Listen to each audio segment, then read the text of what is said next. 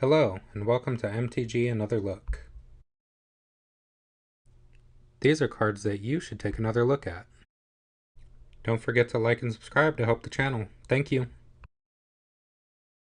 First up, I want to talk about Thousand Moon Smithy. This card has impressed me a lot. It goes well in any deck that has plenty of mana rocks or other miscellaneous artifacts and decks that create creature tokens. You really want this in a deck that fits those criteria because you want to be able to transform it or at least present the threat of being able to transform it. If you play this card on a board that can threaten to tap 5 artifacts and or creatures the next turn, then often that means for 4 mana you have put 2 must-kill threats on the battlefield. The token it creates is one of my favorites because it takes what was great about the construct tokens, the power and toughness boost equal to the number of artifacts you control, and also gives its stats a bonus for your creatures too. That means these easy to create tokens will often be one of, if not the biggest creatures on the board. One gnome soldier with other tokens or mana rocks can present a lot of pressure on your opponents or be a good defender by itself. But if you have that large token and also the ability to flip the smithy itself on your next turn, that puts your opponents in a bind. They need to quickly address the token and also try to destroy the smithy before it flips. Flipping the smithy means getting one of those tokens pretty reliably every turn. Creating a token that is often 5 or more power and stats that can easily get into the teens each and every turn is overwhelming. It can easily take over games. Now, I wouldn't recommend it for every aggro deck, but one with plenty of equipment that don't care if they're tapped, or mana rocks or decks that are creating plenty of 1/1 tokens can utilize both sides of Thousand Moon Smithy very easily. And that's not even mentioning artifact synergies that can untap it for multiple activations per turn. Secondly, we have Breach the Multiverse. This card is a 7 mana sorcery that is pretty reliably a 4 for 1. It gets creatures out of each player's graveyard to put under your control. Not only does it reanimate the best creature in each graveyard, but it also mills each player's 10 cards to find something to put into play, or to help find something better than what's already there. It's similar in a lot of ways to Atali Primal Conqueror, in that it costs 7 and steals from your opponent. Atali is pretty uniformly considered a very powerful card that can take you from a disadvantageous position to a dominating one, or just be a value piece able to give you multiple spells for one card. Breach is almost like Atali in that you get 4 for the price of one card, but they're a little different because Atali is blinkable and can get you any kind of spell from the top of your opponent's library, and in those ways it's better. But Breach also gives you the choice of what creatures you want to steal, whereas with Atali it's random. Breach is great if you're in a graveyard strategy where you reliably have some of your best creatures in the graveyard already because you were planning on reanimating them, but I'd argue that it's also great in Spellslinger style decks. Spellslinger decks can often have trouble creating a good defensive position, and a lot of the creatures they play may be on the much smaller side. But if you cast a Breach the Multiverse, you have the ability to steal huge creatures that your opponents are playing, while also complementing your instant and sorcery matters cards. That means getting discounts in mana cost, or copying the spell for 4 more creatures, or triggering your already synergistic cards to make tokens. The card is fantastic and definitely worth the mana cost. Third, we have a card that I think a lot of people overlooked. It's Scampering Surveyor. This is what I would consider a slightly worse Solemn Simulacrum, with minor upside when it comes to cave synergies. Solemn Simulacrum is a card that's fallen out of favor with some people. It used to be almost universally played back in the early years of Commander, but as formats have sped up, cheaper and more efficient cards have taken its spotlight, in certain colors at least. Green and white have a lot better options to ramp most of the time, but blue, black, and red often don't. These 3 colors have very limited options when it comes to ramp. They have mana rocks and a few artifacts that can search for a land and put it into play. In these situations, I think Solemn Simulacrum is still worth it. Pretty much every deck needs to be ramping, and decks with mana rocks can be set back massively by an artifact board wipe. Sometimes the more reliable option, to put an extra land into play, is the more worthwhile option. Scampering Surveyor is in most circumstances just a second copy of Solemn.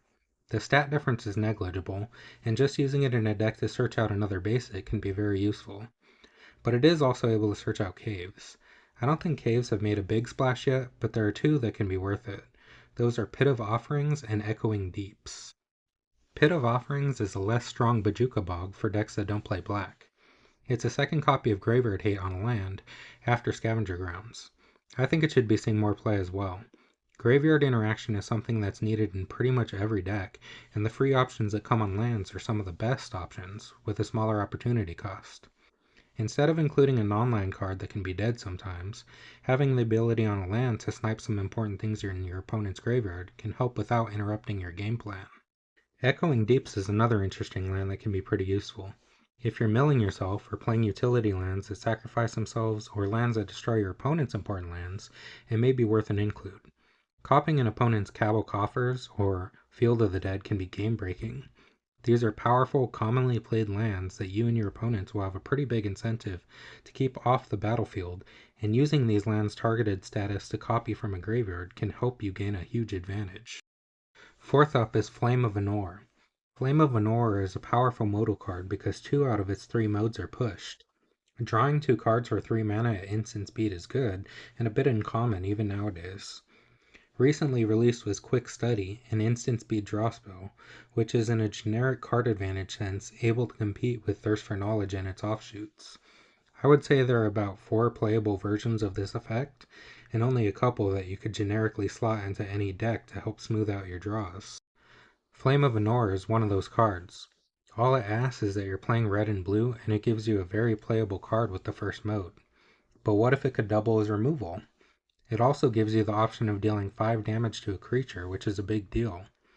Izzet decks have a bit of a limited suite of usable creature removal spells, and the options at instant speed are even more limited.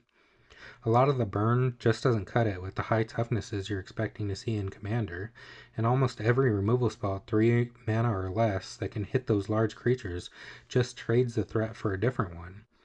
Obviously, Chaos Warp is by far the best of these, and after that you're moving into the realm of Resculpt or Pongify type effects, which are still very playable but can be a problem when you're low on life and being targeted by the player whose creature you want to remove. The 5 damage from Flame of Anor isn't going to be able to kill every creature, but a vast amount of the creatures in the Commander landscape will be off by 5 damage. Being able to destroy an artifact is situationally relevant, but is definitely a nice option to have in your back pocket. Flame of Anor lets you choose 2 modes if you control a wizard creature, which is more common than you may think in Izzet decks. A lot of the utility creatures you may already be playing in an Izzet deck that likes casting spells will be wizards. Your Goblin Electromancers or Dualcaster Mages or Archaeomancers are all wizards and will cause you to be able to cast 2 modes. And if you do have a wizard, drawing 2 cards and killing a large creature is amazing for only 3 mana.